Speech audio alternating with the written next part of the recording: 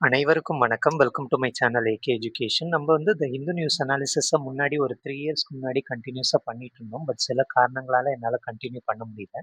But இனிமே வந்து இதே நியூஸ வந்து மறுபடியும் கன்டின்யூ பண்ணணுன்றதுக்காக இந்த இனிஷியேட்டிவ கொண்டு வந்திருக்கேன்.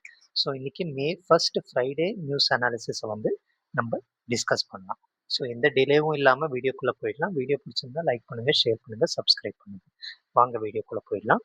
ஸோ ஃபர்ஸ்ட் நியூஸ் பார்த்தோம் அப்படின்னா, Iran was to protect its nuclear programme அப்படின்ட்டு ஒரு நியூஸை கொடுத்துருக்காங்க. ஸோ நமக்கு நல்லாவே தெரியும், யூஎஸ்க்கும் ஈரானுக்கும் வந்து இந்த போர், அதாவது யூஎஸ் இஸ்ரேல் கூட, ஓகேங்களா, இஸ்ரேல் பிளஸ் யூஎஸ் வந்து ஈரான் கூட கண்டினியூஸாக போரில் இருந்துக்கிட்டே இருக்காங்க. நிறைய வந்து சீஸ்ஃபயரும் அக்ரிமெண்ட்டையும் வந்து சைன் பண்ணாங்க. பட் கண்டினியூஸாக வந்து வயலேஷன் ஆகிட்டே இருக்கு. ஸோ இது எல்லாமே தெரிஞ்ச விஷயம் தான். இது உலகத்துக்கே வந்து இந்த நியூஸ் கண்டினியூஸாக பிப்ரவரி மாதத்துல வந்து நம்ம பார்த்துட்ருக்கோம். அந்த வகையில் இன்னைக்கு ஒரு டெவலப் என்ன அப்படின்னா, அதாவது அவங்களோட நியூக்ளியர் ப்ரோக்ராம் வந்து ப்ரொடெக்ட் பண்ணுறதுக்கு ஈரான் வந்து முடிவு எடுத்திருக்காங்க அப்படின்னு ஒரு நியூஸ் கொடுத்துருக்காங்க. ஸோ நமக்கு எக்ஸாம் பாயிண்ட் ஆஃப் வியூவில் எது ரொம்ப இம்பார்ட்டன்ட் அப்படின்னா, இந்த யுஎஸ் ஈரான் போரை பற்றி நம்ம தெரிஞ்சுக்கலாம். ஓகேவா? ஸோ இந்த யுஎஸ் ஈரான் போரை வந்து நம்ம தெரிஞ்சுக்கணும் அப்படின்னா, ஃபர்ஸ்ட் நம்ம புரிஞ்சுக்க வேண்டியது அதோட ஹிஸ்டாரிக்கல் பேக்ரவுண்ட். இதோட வரலாறு என்ன அப்படிங்கிறத நம்ம பார்க்கணும். அந்த வரலாறை பார்க்குறப்போ 1953 பார்த்தீங்க அப்படின்னா, யூஎஸ்க்கும் ஈரானுக்கும் பார்த்தீங்க அப்படின்னா நல்ல ரிலேஷன் இருந்திருக்கு. அந்த டைம்ல வந்து இந்த இஸ்லாமிக் ரிப்பப்ளிக் அப்படிங்கிறது ஆட்சியில் கிடையாது. ஷா ரெஜைம் அப்படின்னு ஒரு ஆட்சி இருந்திருக்கு. ஆனால் என்ன இருக்கு அப்படின்னா, 1979ல ஒரு இஸ்லாமிக் ரெவல்யூஷன் வந்து இந்த ஷா ரெஜிமை வந்து தூக்கி போட்டுட்டு இஸ்லாமிக் ரிப்பப்ளிக் ஃபார்ம் ஆகுது. அங்கே நிறைய பிரச்சனைகள் யுஎஸ்ஸுக்கும் ஈரானுக்கும். ஸோ அங்கேருந்து ரிலேஷன் பிரேக் ஆக ஆரம்பிச்சிருக்கு. ஸோ அடுத்து நம்ம அப்படியே பார்த்தோம் அப்படின்னா, யுஎஸ் வந்து என்ன பண்ணியிருக்கு, ஈராக்குக்கு வந்து இந்த ஈராக் வார் 1980ல் வந்து சப்போர்ட் பண்ணியிருக்கு. ஸோ இது எல்லாமே கண்டினியூஸாக என்ன பண்ணியிருக்கு, ஈரானை வந்து அவங்களோட நியூக்ளியர் பவரை வந்து அதிகப்படுத்துறதுக்கு அவங்கள தூண்டி இருக்கு. ஓகேவா? ஸோ இது மூலியமா தான் என்ன இருக்காங்க, ஈரான் வந்து அங்க வந்து இந்த நியூக்ளியர் பவர் பண்றதுக்கு ரிசோர்சஸ் வந்து பயங்கரமா இருக்கு. அங்க வந்து இந்த நியூக்ளியர், அதாவது இந்த நியூக்ளியர் ரிசோர்சஸ் வந்து அதிகமா இருக்கிறதுனால அதிக அளவுல நியூக்ளியர் வெப்பன் தயாரிக்கிறதோ இல்ல நியூக்ளியர் என்ரிச்மெண்ட் பண்றதோ கண்டினியூஸா பண்ணிட்டு இருக்காங்க. ஓகேங்களா? ஸோ அப்படி இருக்கிறப்போ என்ன ஆகுது அப்படின்னா, இது வந்து யுஎஸ்கோ இல்ல மற்ற நிறைய கண்ட்ரிஸ்க்கு வந்து பிடிக்காம போகுது. அதனால கண்டினியூஸா ஈரானை வந்து அட்டாக் பண்ணிட்டே இருக்காங்க. ஸோ இப்போ நம்ம என்ன தெரிஞ்சுக்கணும் அப்படின்னா, இந்த இடத்துல ஒரு டீல சைன் பண்றாங்க, ஜேசிபிஓஏ அப்படின்ட்டு. ஓகேங்களா? இதை joint comprehensive plan of action அப்படின்னு சொல்லுவாங்க. இதை 2015ல சைன் பண்றாங்க. ஏன் அப்படின்னா, இந்த மாதிரி நியூக்ளியர் பவரை வந்து தடுக்கணுங்கிறதுக்காக யுஎஸ் என்ன பண்ணியிருக்கு, அடிக்கடி வந்து சாங்ஷன் போட்டிருக்கு. எக்கனாமிக் சாங்ஷன்ஸ் அப்படின்னு சொல்லுவோம். சாங்ஷன்ஸ் அப்படின்னா என்னன்னா, இப்போ வந்து ஒரு இறக்குமதி பண்றாங்களோ இல்லை ஏற்றுமதி பண்றாங்களோ அப்படின்னா, அந்த நாட்டுக்கு வந்து யுஎஸ் என்ன பண்ணியிருக்கு, அதிக அளவில் டேக்ஸ் போடுறது. ஸோ இதை வந்து நம்ம இந்தியாவிலேயும் வந்து பார்த்துருக்கோம். ஓகேவா? ஸோ இதை வந்து மறுபடியும் போட்டிருக்காங்க. அதனால ஈரான் வந்து பயங்கரமா பாதிக்கப்பட்டு என்ன பண்ணியிருக்காங்க, இந்த ஜேசிபிஓஏ அப்படிங்கிற அக்ரிமெண்ட்டை வந்து 2015ல் சைன் பண்ணியிருக்காங்க. P5+1 கண்ட்ரிஸும் ஈரானும் சைன் பண்ணியிருக்காங்க. ஓகேங்களா? ஸோ இதில் P5+1 கண்ட்ரிஸ் என்ன அப்படிங்கிறத எனக்கு கமெண்ட் செக்ஷனில் சொல்லுங்கள். ஓகேவா? ஸோ அடுத்து நம்ம என்ன புரிஞ்சுக்கணும் அப்படின்னா, 2018ல் இந்த ஜிசிபிஓஏலேருந்து யூஎஸ் வந்து வெளியே வந்துருச்சு. அந்த டைம்ல இருந்த டொனால்ட் ட்ரம்ப் வந்து வெளியே வந்துட்டாரு. ஸோ மறுபடியும் என்ன பண்ணிட்டாங்க, ஈரான் மேலே அந்த சாங்ஷனை போட ஆரம்பிச்சிட்டாங்க. ஓகேங்களா? ஸோ ஈரான் இப்போ என்ன பண்ணுது அப்படின்னா, 2020ல் இன்னொரு பிரச்சனை வருது. அவங்களோட ஒரு ஜென்ரல், ஓகேங்களா, ஆர்மியில் இருந்த ஒருத்தரை வந்து கொலை பண்ணிடுறாங்க. இதுவும் வந்து ஈரானுக்கு வந்து பிரச்சனையா இருக்கு. இதனால என்ன பண்றாங்க, யுஎஸோட நேவல் பேசஸை வந்து அட்டாக் பண்றாங்க. ஏன் அப்படின்னா, நம்ம இப்போ இந்த கல்ஃப் கண்ட்ரின்னு எடுத்துக்கிட்டோம் அப்படின்னா, இந்த இடத்துல ஆப்பிரிக்கா வரும். இதுல இந்த இடத்துல நமக்கு என்ன அப்படின்னா, ஸ்ட்ரெயிட் ஆஃப் ஹார்முஸ் அப்படின்னு சொல்லுவோம். ஓகேங்களா? ஸோ ஸ்ட்ரெயிட் ஆஃப் ஹார்முஸ் இருக்கு. ஸோ இந்த ஸ்ட்ரெயிட் ஆஃப் ஹார்முஸ் பக்கத்துல தான் ஈரான் கண்ட்ரி இருக்கு. ஓகேவா? ஸோ அடுத்து பார்த்தோம் அப்படின்னா, இந்த அரபு கண்ட்ரிலெல்லாம் என்ன பண்ணியிருக்கு யூஎஸ் வந்து, அவங்களோட நேவல் பேஸ் வந்து போட்டு ஸோ இந்த யுஎஸ் நேவல் பேஸஸை வந்து அட்டாக் பண்ணுறாங்க ஈரானு. ஸோ இதெல்லாம் நமக்கு தெரிஞ்சுக்க வேண்டிய விஷயம் என்ன அப்படின்னா, அதாவது பாருங்க, இந்த இடத்துல நமக்கு வந்து ஈரான் இருக்கு. ஓகேவா? ஸோ அடுத்து நம்ம பார்த்தோம் அப்படின்னா, இந்த இடத்துல சவுதி அரேபியா, யெமனு, கத்தாரு, யுஏஇ இந்த இடத்துலலாம் இந்த ஈரானுக்கு வந்து இந்த மாரி நெறைய நியூக்ளியர் ப்ரோகிராம் பண்றதுனால, யுஎஸ் வந்து என்ன பண்ணியிருக்கு அப்படின்னா, இந்த அரபு கண்ட்ரீஸ்ல அவங்களோட நேவல் பேஸஸ வந்து போட்டிருக்கு. நேவல் பேஸஸ் அப்படின்னா கப்பல் படை இந்த மாரி போட்டிருக்கு. இது எதுக்குன்னா கன்டினியூஸா ஈரானுக்கு வந்து பிரஷர் குடுக்கறதுக்காக. ஸோ அந்த நேவல் பேஸஸ என்ன பண்ணியிருக்காங்க, ஈரான் வந்து அட்டாக் பண்ணியிருக்காங்க. ஓகேங்களா? அந்த 2020 இன்சிடென்ட்க்கு அப்புறம் இந்த அட்டாக் நிகழ்ந்திருக்கு. ஸோ இது கன்டினியூஸா இந்த மாரி டென்ஷன்ஸ் வந்து இன்க்ரீஸ் ஆயிட்டே இருக்கு இந்த ரீஜியன்ல. ஆல்மோஸ்ட் ஈரானுக்கும், யுஎஸ்க்கும் வந்து டென்ஷன் ஆயிட்டே இருக்கு.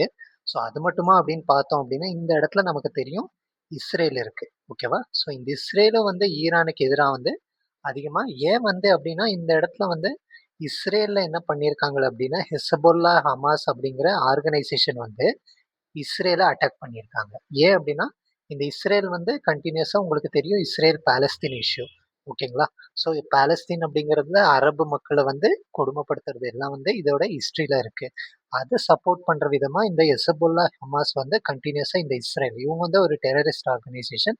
இங்க வந்து பிரச்சனை பண்ணிட்டு இருக்காங்க. அந்த பிரச்சனையில பார்த்தீங்க அப்படின்னா, இந்த டென்ஷன் வந்து ஈவன் இஸ்ரேல் கூட, யுஎஸ் கூட சேர்ந்து ஈரான அட்டாக் பண்ணிட்டு இருக்கு. ஸோ இவ்வளோ தெரிஞ்சுக்கணும். ஸோ அதுக்கடுத்து என்ன பண்ணணும் அப்படின்னா, இப்போ இந்த இந்த வாருக்கு வந்து பாருங்க, அதாவது சிரியா, ஈராக்கு, யெமன்ல வந்து நம்ம பார்த்த வரைக்கும் 2020லேருந்து கன்டினியூஸா இந்த பிரச்சனைகள் வந்து போயிட்டே இருக்கு.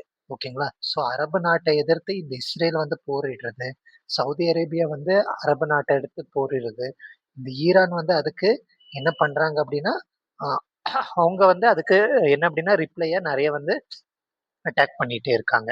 ஓகேங்களா? ஸோ இதனால 2025ல என்ன ஆச்சு அப்படின்னா, ஒரு 12 டே வார் அப்படின்னு வருது. இதுல யுஎஸ் வந்து என்ன பண்றாங்க, ஈரானியனோட நியூக்ளியர் சைட்ட வந்து அட்டாக் பண்ணிர்றாங்க. இது 2025ல நடக்குது. ஓகேவா? ஸோ இதுல நம்ம புரிஞ்சுக்க வேண்டியது என்ன அப்படின்னா, பிப்ரவரி 26ல வந்து யுஎஸும், இஸ்ரேலும் வந்து ஈரான அட்டாக் பண்றாங்க. ஓகேங்களா? அவங்களோட முக்கியமான தலைவரும் ஒருத்தரு இறந்து போறாரு.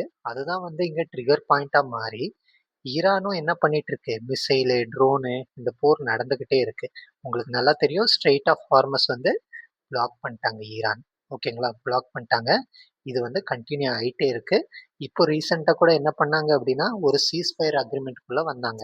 அதாவது நம்ம வந்து இந்த போர நிறுத்திக்கலாம் அப்படிங்கிற மாரி அக்ரீமெண்ட்ல வந்தாங்க. ஆனா, அது ஒரு 2 வாரத்துக்கு அப்படிங்கிற மாரி யுஎஸ் சொல்லி இருந்துச்சு.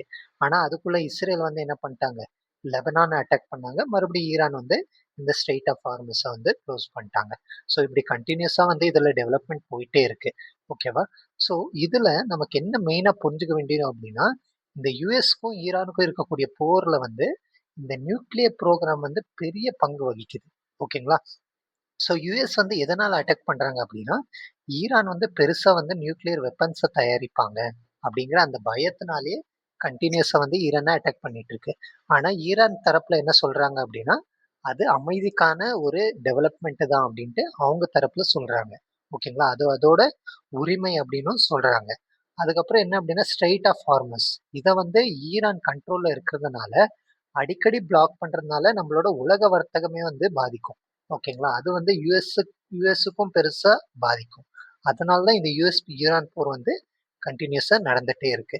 ஸோ யுஎஸ் தரப்புல பார்த்தோம் அப்படின்னா, ஈரான வந்து நியூக்ளியர் வெப்பன் பண்ணாம தடுக்கணும் அப்படிங்கிறது தான் அவங்களோட அவங்களோட முக்கிய நோக்கமா இருக்கு. அடுத்து வந்து கல்ஃப்ல இருக்கக்கூடிய மக்களுக்கு வந்து புரொடெக்ஷன் குடுக்கிறதா யுஎஸ் சொல்றாங்க. அடுத்து வந்து மிலிட்டரி சாங்ஷன் இந்த டிப்ளோமசி வந்து கன்டினியூஸா பண்ணிக்கிட்டே இருக்காங்க. ஈரான் தரப்புல என்ன சொல்றாங்க, அமைதிக்காக தான் இத பண்றோம் அப்படின்றாங்க. அடுத்து அவங்க வந்து என்ன சொல்றாங்க அப்படின்னா, ஃபாரின் இன்டர்ஃபரன்ஸ் வந்து இந்த யுஎஸ் அதிகமா பண்ணிட்டு இருக்கு. அடுத்து வந்து அவங்களோட சொவரெனிட்டி அவங்களோட ஃப்ரீடம் வந்து பறிக்கிற மாரி இருக்கு. ஓகேங்களா? ஸோ இப்ப இந்த நியூஸ்ல வந்து என்ன எக்ஸ்ப்ளைன் பண்றாங்க அப்படின்னா, ஆல்மோஸ்ட் பாருங்க இந்த அதாவது இந்த ஆர்டிக்கல்ல நமக்கு சொல்லக்கூடியது என்ன அப்படின்னா, இந்த அதாவது இந்த டெட்லாக் வந்து கன்டின்யூ ஆயிட்டு இருக்கு. அதுக்கப்புறம் இந்த ஸ்ட்ரெய்ட் ஆஃப் ஹார்மஸ் வந்து இன்னுமே பிளாக் ஆயிருக்கு. ஓகேங்களா? ஸோ யுஎஸோட பொசிஷன் பார்க்குறோம் அப்படின்னா, அதாவது ஈரான வந்து இந்த நியூக்ளியர் ப்ரோகிராம்லேருந்து வெளிய வரணும் அப்படிங்கிறதுக்காக அவங்க முயற்சிகள் எடுத்துட்டு இருக்காங்க.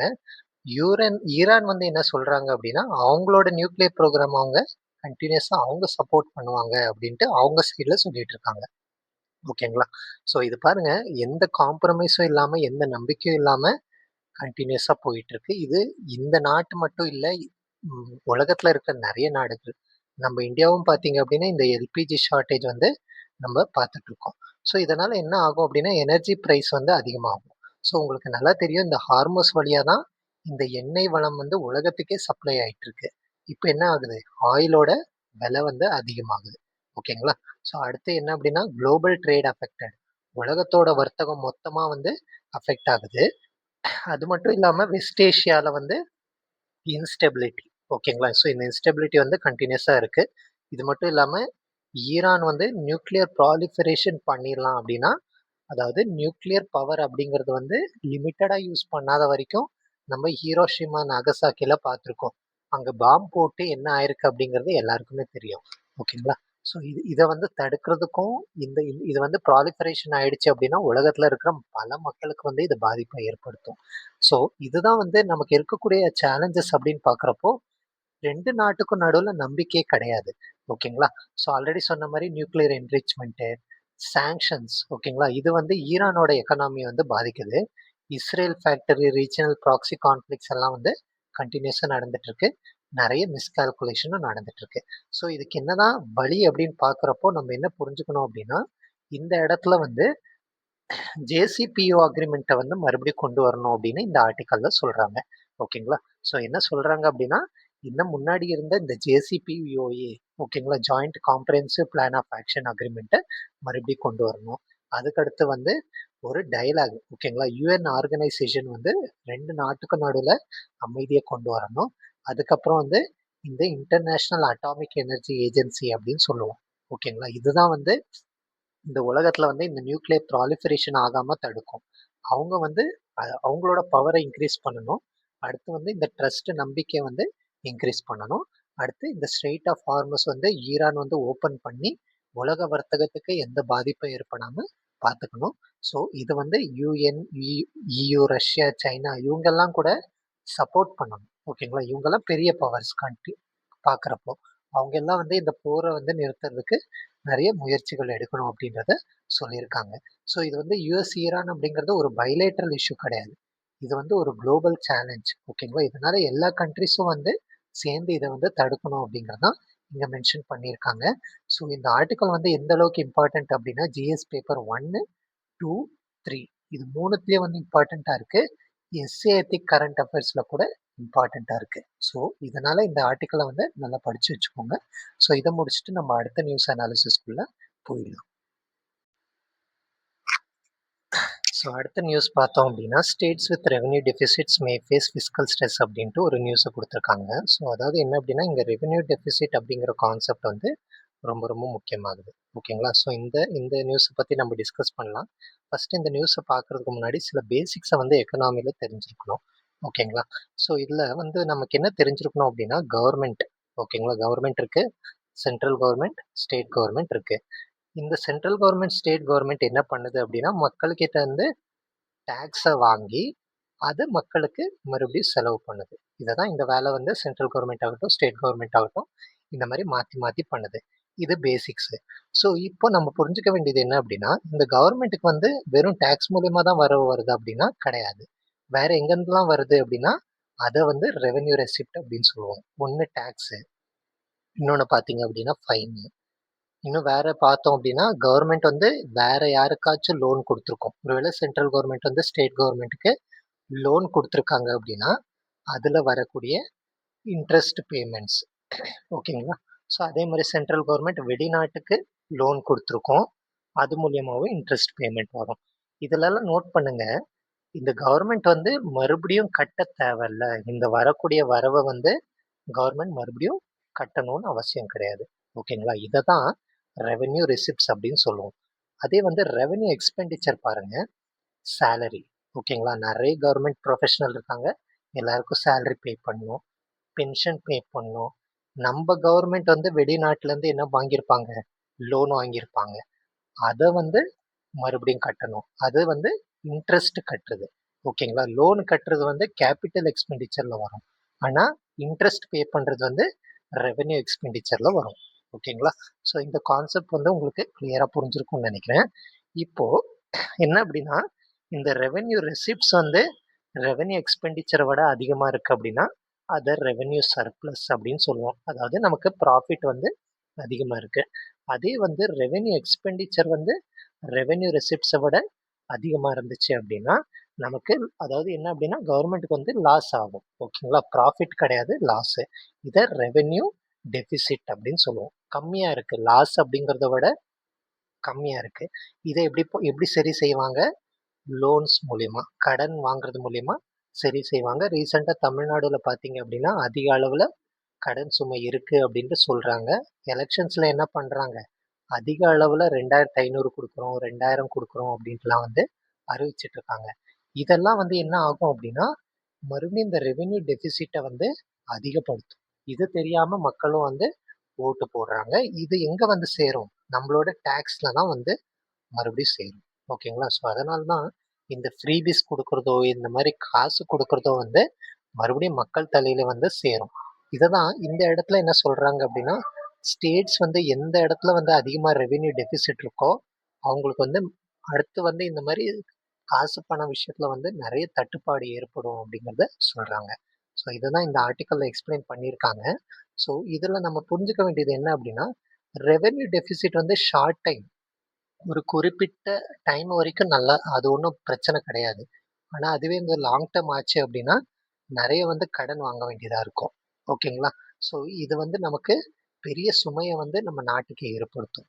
ஸோ இது மட்டும் இல்லாம நமக்கு புரிஞ்சுக்க வேண்டிய விஷயம் என்ன அப்படின்னா இந்த நியூஸ்ல வந்து 9 ஸ்டேட் 9 ஸ்டேட் வந்து ரெவென்யூ டெபிசிட்ல இருக்கிறதா மென்ஷன் பண்ணியிருக்காங்க. இதுல தமிழ்நாடும் வெஸ்ட் பெங்காலும் வந்து வெளியே இருக்காங்க. ஏன் அப்படின்னா அவங்க இன்னும் இந்த எலெக்ஷன்னால பட்ஜெட்டை வந்து அனௌன்ஸ் பண்ணல. ஓகேங்களா? ஸோ அதனால இந்த இந்த டேட்டால அந்த 2 ஸ்டேட்டும் வரல. 7 ஸ்டேட் வந்து ரெவென்யூ சர்ப்ளஸா இருக்கு. ஓகேங்களா? அவங்களுக்கு வருமானம் வந்து அதிகமா இருக்கிறதா மென்ஷன் பண்ணியிருக்காங்க. ஓகேங்களா? ஸோ இதுல இந்த டேட்டாஸ் வந்து அந்த அளவுக்கு இம்பார்ட்டன்ட் கிடையாது. பட் நமக்கு இந்த கான்செப்ட் வந்து ப்ரிலிம்ஸ் பாயிண்ட் ஆஃப் வியூலையும் மெயின்ஸ் பாயிண்ட் ஆஃப் வியூலும் ரொம்ப இம்பார்ட்டன்ட். பட் எந்தெந்த ஸ்டேட் வந்து அதிகமா ரெவென்யூ டெபிசிட் இருக்கு அப்படிங்கிறத நோட் பண்ணி வச்சுக்கலாம். ஓகேங்களா? ஸோ இது வந்து நமக்கு என்ன சொல்லுது அப்படின்னா நிறைய ஸ்டேட் 9 ஸ்டேட் கிட்ட வந்து இந்த மாதிரி ரெவென்யூ டெபிசிட் இருக்கிறது நம்ம நாட்டோட கடன் சுமையை அதிகப்படுத்தும். ஓகேங்களா? ஸோ அது மட்டும் இல்லாமல் இந்த இடத்துல வந்து federalism and fiscal discipline FRBM target achieve பண்ணுறது பிரச்சனையாக இருக்கும். ஓகேங்களா? ஸோ இது மட்டும் இல்லாமல் நம்ம டெவலப்மெண்ட்டையும் வந்து குறைக்கும். ஏன் அப்படின்னா இப்போ வரக்கூடிய வருமானத்தை வச்சு தான் நம்ம என்ன பண்ணுவோம்? டெவலப்மெண்ட் பண்ணுவோம், ஸ்கீம்ஸ் கொண்டு வருவோம். ஆனால் ரெவென்யூ டெபிசிட் இருக்கிறப்போ இதெல்லாம் கடன் வாங்கி பண்ண வேண்டியதாக இருக்குது. ஓகேவா? ஸோ இது புரிஞ்சிருக்கணும். ஸோ இதுக்கு என்ன பண்ண சொல்கிறாங்க அப்படின்னா டேக்ஸ் ரெவென்யூ வந்து அதிகப்படுத்தணும். ஓகேங்களா? ஸோ அடுத்து என்ன புரிஞ்சுக்கணும் அப்படின்னா சப்சிடிஸை வந்து முடிஞ்ச அளவுக்கு ரேஷனலைஸ் பண்ணணும், குறைக்கக்கூடாது. ரேஷனலைஸ் கரெக்டாக யாருக்கு போய் சேரணுமோ அவங்களுக்கு போய் சேரணும். அடுத்து வந்து ஸ்பெண்ட் பண்ணுறதோ அவுட்கம் பட்ஜெட்டிங்கோ வந்து ப்ராப்பராக இருக்கணும். இந்த எலெக்ஷன் டைமில் வந்து இந்த அதிகமாக வந்து ஃப்ரீபீஸ் அப்படின்னு சொல்லுவோம், இலவசங்கள் கொடுக்குறது, கேஷ் கொடுக்குறது, இது எல்லாத்தையும் வந்து கம்மி பண்ணணும். ஓகேங்களா? ஸோ இதுக்கு ஸ்ட்ரிக்டான ஆர்டர்கள் கொண்டு வரப்படணும் அப்படிங்கிறது ரொம்ப முக்கியமான ஒரு விஷயம். ஓகேவா? ஸோ இது நமக்கு வந்து ஜிஎஸ் பேப்பர் 2லையும் 3லையும் ரொம்ப இம்பார்ட்டண்ட்டு. ஒரு மெயின்ஸ் கொஷின்ஸும் சில ப்ரிலிம்ஸ்க்கு எங்கெங்கெல்லாம் இம்பார்ட்டண்ட் அப்படிங்கிறதையும் மென்ஷன் பண்ணியிருக்கேன். ஓகேங்களா? ஸோ இதை நோட் பண்ணிக்கோங்க. ஸோ இதை முடிச்சுட்டு நம்ம வந்து அடுத்த நியூஸ் அனாலிசிஸ்குள்ளே போயிடலாம். ஸோ அதை பார்க்குறதுக்கு முன்னாடி அதோட காசஸ் என்ன, எதனால் இந்த ரெவென்யூ டெபிசிட் வருது, அடுத்து வந்து எதனால் வந்து இந்த இதனால் ஏற்படக்கூடிய பிரச்சனைகள் என்ன அப்படிங்கிறதையும் நான் ஆல்ரெடி மென்ஷன் பண்ணியிருக்கேன். நீங்கள் அதை பார்த்துக்கோங்க. ஸோ இதை முடிச்சுட்டு நம்ம அடுத்த நியூஸ் அனாலிசிஸ்குள்ளே போயிடலாம். ஸோ நம்ம இன்னைக்கான அடுத்த நியூஸ் அனாலிசிஸ்குள்ளே போயிடலாம். So tigers 4 cubs die in past 2 weeks at Kanha tiger reserve அப்படின்ட்டு ஒரு நியூஸை கொடுத்துருக்காங்க. ஸோ இதில் என்ன சொல்கிறாங்க அப்படின்னா ஒரு பெண் புலியும் வந்து அதோட 4 குட்டியும் வந்து இறந்துருக்கு. இது 2 வாரத்திலேயே வந்து நடந்திருக்கு. எங்கே அப்படின்னு பார்க்குறப்போ கன்ஹா டைகர் ரிசர்வ். ஸோ இந்த கன்ஹா டைகர் ரிசர்வ் எங்கே இருக்குது அப்படின்னா மத்திய பிரதேஷில். ஸோ இந்த நியூஸை விட நம்ம மெயினாக புரிஞ்சுக்க வேண்டியது என்ன அப்படின்னா இதில் இருக்கக்கூடிய சில பேசிக்ஸு. ஓகேங்களா? ஸோ அதை நம்ம வந்து டிஸ்கஸ் பண்ணலாம். ஸோ கன்ஹா டைகர் ரிசர்வ் அப்படிங்கிறது வந்து முதல்ல டைகர் ரிசர்வ்னா என்ன அப்படிங்கிறது தெரியணும். ஸோ இந்த அதாவது என்ன அப்படின்னா டைகர் இது ரொம்ப இம்பார்ட்டண்ட்டான ஸ்பீசிஸு நம்ம நாட்டை பொறுத்த வரைக்கும். நம்ம நாட்டை அப்படிங்கிறத விட நம்ம என்விரான்மெண்ட்டை பொறுத்த வரைக்கும் ரொம்ப இம்பார்ட்டண்ட்டான ஸ்பீசிஸ். ஏன் அப்படின்னா இந்த ஃபுட் செயின் அப்படின்னு சொல்லுவோம். ஓகேங்களா? ஸோ இந்த விலங்குகள் வந்து நம்பளோட சர்வைவலுக்குமே வந்து ரொம்ப முக்கியமா தேவைப்படுது. அதனால தான் என்ன ஆச்சு அப்படின்னா, ஆனா டைகரோட பாப்புலேஷன் வந்து நெறைய முன்னாடி வந்து சில வேட்டைகள் இதெல்லாம் பண்றப்போ, இந்த இந்த புலியோட தோலுக்காக அதிகமா வேட்டையாடப்பட்டுச்சு. ஓகேங்களா? ஸோ அதனாலேயே அதோட பாப்புலேஷன் வந்து ஹெவியா வந்து குறைஞ்சிருச்சு. ஸோ அதுக்காக என்ன பண்ணாங்க அப்படின்னா, இந்தியன் கவர்மெண்ட்லேருந்து டைகர் ரிசர்வ்ஸ் அப்படின்ட்டு ஓகேங்களா? So national tiger conservation authority அப்படின்னு கொண்டு வந்தாங்க. அதில ஆல்மோஸ்ட் இந்த இந்த புலிகள் வாழ்ற இடத்துல வந்து டைகர் ரிசர்வ்ஸா அறிவிச்சாங்க. ஓகேவா? எதுக்காக அப்படின்னா, இந்த டைகர் பாப்புலேஷன வந்து காப்பாத்தணும் அப்படிங்கிறதுக்காக. ஓகேவா? ஸோ இதுல நமக்கு புரிஞ்சுக்க வேண்டிய விஷயம் என்ன அப்படின்னா, டைகர் ரிசர்வ் அப்படின்னா, டைகர் மட்டும் வாழக்கூடிய இடத்த வந்து புரொடெக்ட் பண்ணுவோம். ஓகேவா? எதுக்காக அப்படின்னா, இந்த டைகர் பாப்புலேஷன காப்பாத்துறதுக்கு. அது மட்டும் இல்லாம அதோட இடத்தையும் வந்து காப்பாத்துறோம். அந்த வாழக்கூடிய காடு ஏரியாவையும் வந்து காப்பாத்துறோம். இது எதுக்காக அப்படின்னா, டைகர் பாப்புலேஷன இன்கிரீஸ் பண்றது. ஸோ அதுக்காக தான் இதுல கோர் ஏரியா, பஃபர் ஏரியா அப்படின்னு இருக்கு. கோர் ஏரியா அப்படின்னு பார்த்தீங்க அப்படின்னா, இந்த ஆல்மோஸ்ட் பார்த்தீங்க அப்படின்னா, இந்த இடம். அத சுத்தி இருக்கக்கூடியத பஃபர் ஏரியா அப்படின்னு சொல்லுவோம். இத சுத்தி வேணா டெவலப்மெண்ட்ஸ் நடக்கலாம். ஆனா இந்த பஃபர் ஏரியால கூட ஓரளவுக்கு தான் டெவலப்மெண்ட்ஸ் நடக்கும். ஆனா கோர் ஏரியால எந்த வகையான டெவலப்மெண்ட்டுமே நடக்காது. ஏன் தெரிஞ்சுக்கணும் அப்படின்னா, டெவலப்மெண்ட்டும், என்விரான்மெண்ட்டும் எப்பவுமே வந்து கிளாஷ்ல இருந்துகிட்டே இருக்கும். ஓகேங்களா? ஸோ இதுல நம்ம சஸ்டெய்னபிள் டெவலப்மெண்ட் பண்ணணும். சஸ்டெய்னபிள் டெவலப்மெண்ட் அப்படின்னா, எந்த வகையிலயும் நம்ம என்விரான்மெண்ட்ட பாதிக்கக்கூடாது. நம்மளோட வளர்ச்சி வந்து எந்த வகையிலயும் என்விரான்மெண்ட்ட பாதிக்கக்கூடாது. அத ஃபோக்கஸ் பண்ணி தான் இத பண்ணிட்டு இருக்காங்க. ஸோ எதுக்காக டைகர் இம்பார்ட்டன்ட் அப்படிங்கிறது, ஒரு காடுக்கே வந்து இந்த டைகர் அப்படிங்கிறது ரொம்ப முக்கியமான ஒரு விஷயம். ஸோ அடுத்து வந்து இது வந்து நம்மளோட இயற்கை வளத்த வந்து ஒரு பேலன்ஸ்ல வச்சிருக்கோம். ஸோ இப்போ வரைக்கும் இந்தியால பார்த்தீங்க அப்படின்னா, 56 டைகர் ரிசர்வ்ஸ் இருக்கு. ஓகேங்களா? ஆல்மோஸ்ட் எல்லா ஸ்டேட்லயும் வந்து கவர் பண்ணிட்டு இருக்காங்க. யார் மேனேஜ் பண்ணுவாங்க அப்படின்னா, நேஷனல் டைகர் கன்சர்வேஷன் அத்தாரிட்டி வந்து ஹெல்ப் பண்ணுவாங்க. ஃபாரஸ்ட் டிபார்ட்மெண்ட் அந்த ஸ்டேட்ல இருக்கிறவங்க மேனேஜ் பண்ணுவாங்க. ஓகேங்களா? ஸோ இது எதுக்காக அப்படின்னா, இந்த மாரி வேட்டையாடுறத தடுக்கலாம். ஓகேங்களா?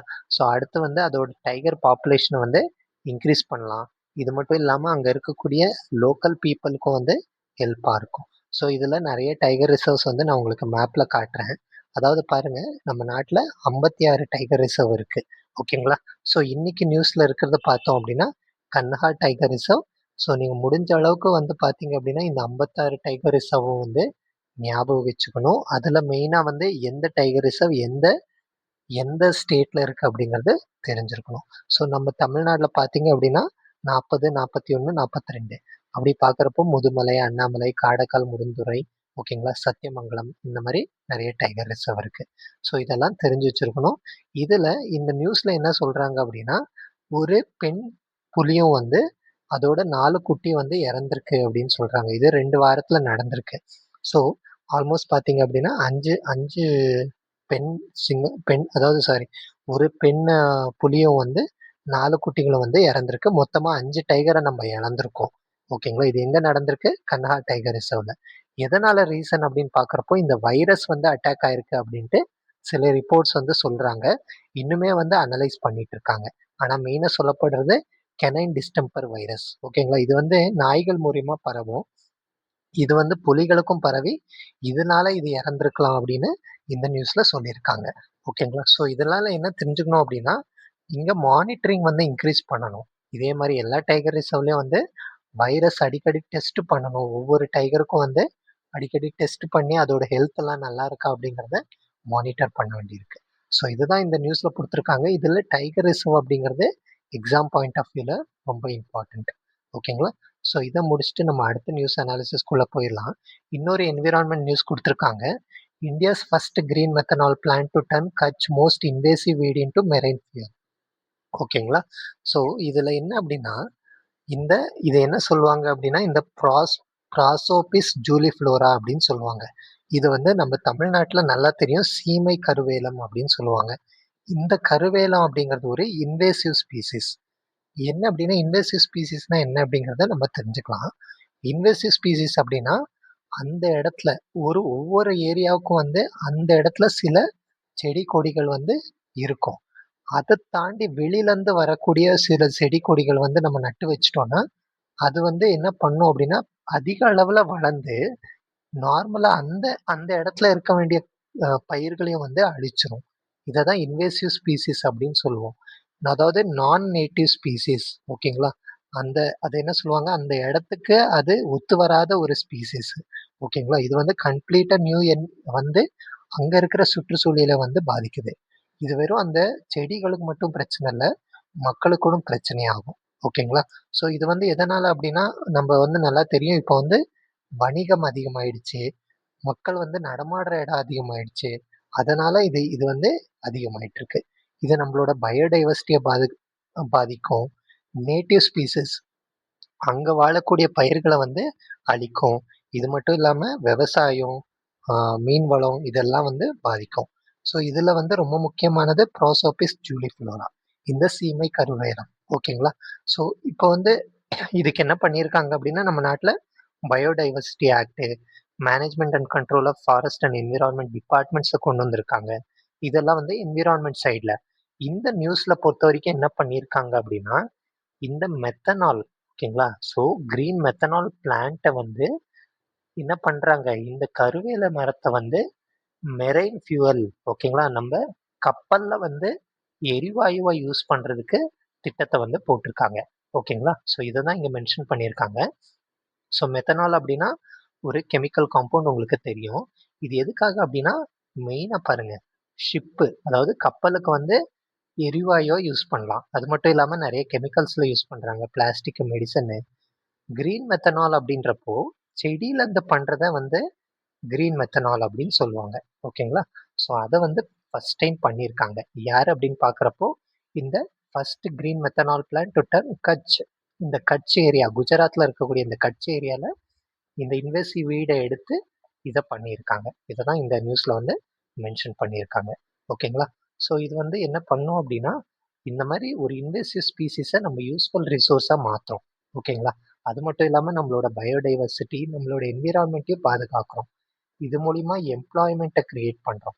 ஓகேங்களா? ஆத்ம Nirbhar Bharat, green hydrogen, net zero goals எல்லாத்தையும் வந்து நமக்கு மென்ஷன் பண்றாங்க. ஸோ இதுதான் வந்து சிம்பிளா உங்களுக்கு எக்ஸ்பிளைன் பண்ணியிருக்கேன்.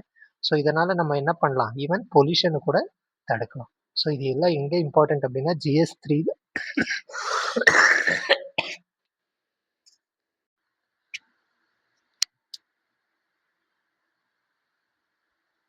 ஸோ இந்த ஆர்டிக்கல பொறுத்தவரைக்கும் நமக்கு என்விரான்மென்ட், எனர்ஜி இது எல்லாமே GS3ல இம்பார்ட்டன்ட் ஆகுது. ஓகேங்களா? ஸோ அது மட்டும் இல்லாம எக்கனாமிலயும் இம்பார்ட்டன்ட் ஆகுது.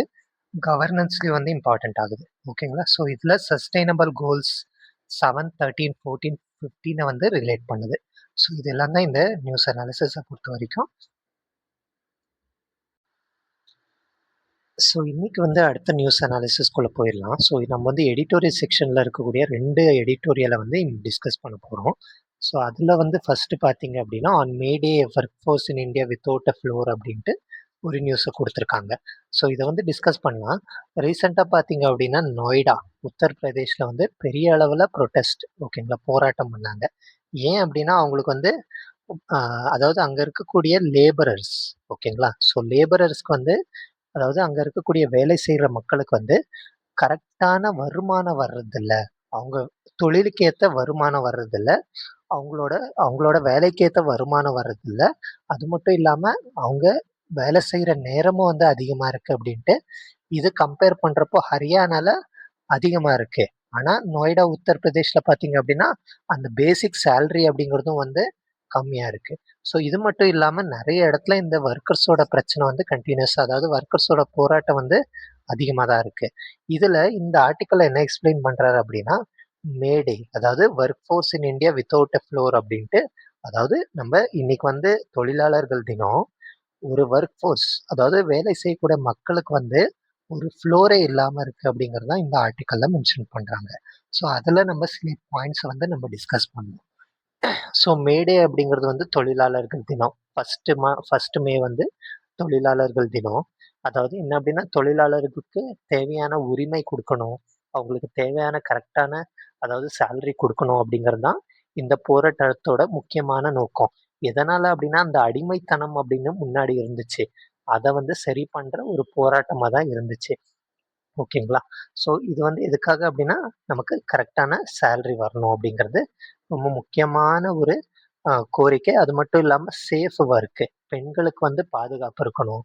அது மட்டும் இல்ல ரெஸ்பெக்ட். நம்ம செய்யக்கூடிய வேலைக்கு வந்து கரெக்டான நமக்கு ரெஸ்பெக்ட்டும் கிடைக்கணும். ஸோ இது வந்து அடிமைத்தனத்துலருந்து மொத்தமா வெளிய வர்ற மாரி. ஆனா இப்ப என்ன ஆயிட்டிருக்கு அப்படின்னா, நோய்டா, சிங்குர்லி, இந்த வேதாந்தா பிளான்ட்லலாம் வந்து போராட்டங்கள் நடக்குது.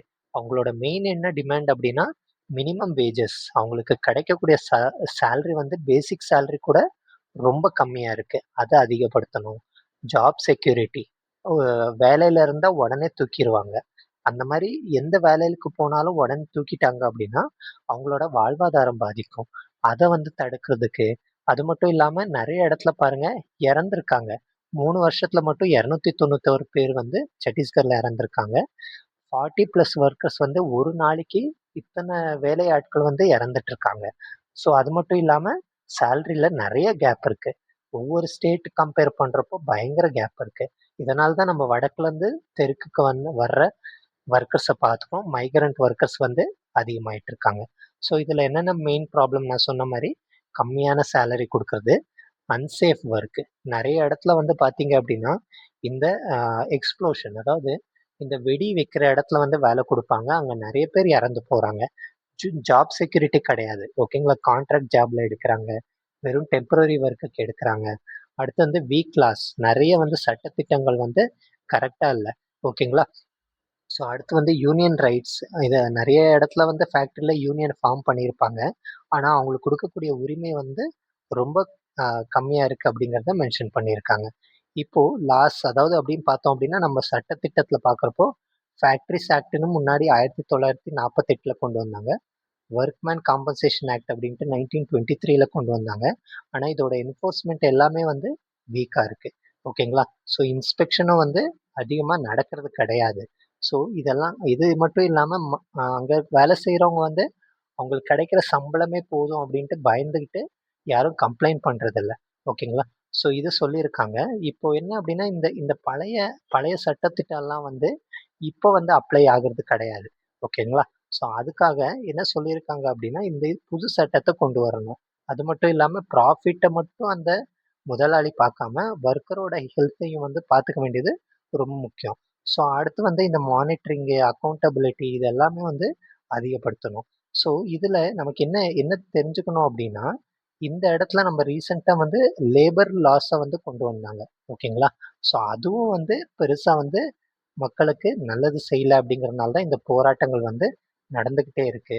ஸோ இதுல நம்ம புரிஞ்சுக்க வேண்டியது என்ன அப்படின்னா, GS2, GS3, GS3 என்விரான்மென்ட்ல கூட இது வந்து இம்பார்ட்டன்ட் ஆகுது. ஓகேங்களா? ஸோ டைரக்டிவ் பிரின்சிபல்ஸ்ல, சோஷியல் ஜஸ்டிஸ்ல, எஸ்ஏ எத்திக்ஸ்ல ஓகேங்களா?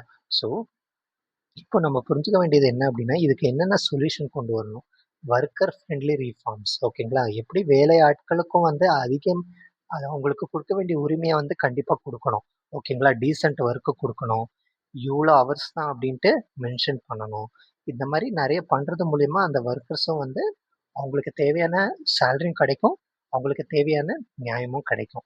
ஓகேங்களா? ஸோ இந்த ஆர்டிக்கல்ல இத பத்தி பேசியிருக்காங்க. இன்னும் என்னெல்லாம் பிரச்சனை இருக்கு, என்னெல்லாம் சரி பண்ணணும் அப்படின்ட்டு பேசியிருக்காங்க.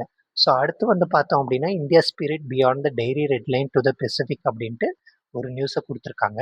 இது எது அப்படின்னா, ரீசென்ட்டா வந்து இந்தியாவும், நியூசிலாண்டும் வந்து ஃப்ரீ ட்ரேட் அக்ரீமெண்ட் சைன் பண்ணாங்க. ஸோ ஃப்ரீ ட்ரேட் அக்ரீமெண்ட் அப்படின்னா என்ன அர்த்தம் அப்படின்னா, 2 நாடுகள் இருக்கு. ஓகேங்களா?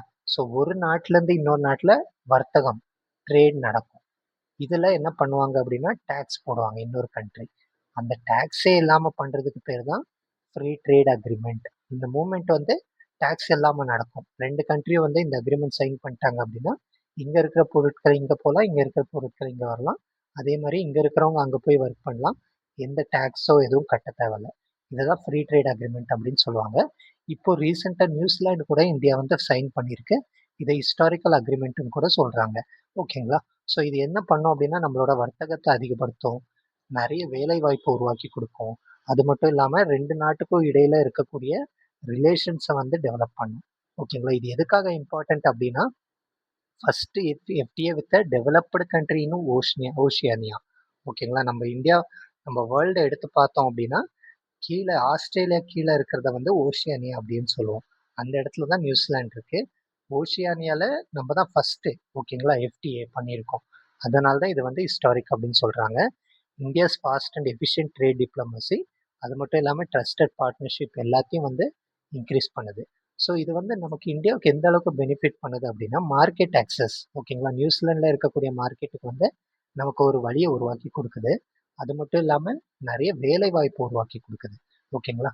ஸோ ஐடி இன்ஜினியரிங் இது வந்து டெவலப்டு கண்ட்ரியில் நமக்கு நிறைய வேலை வாய்ப்பு உருவாக்கி கொடுக்குது.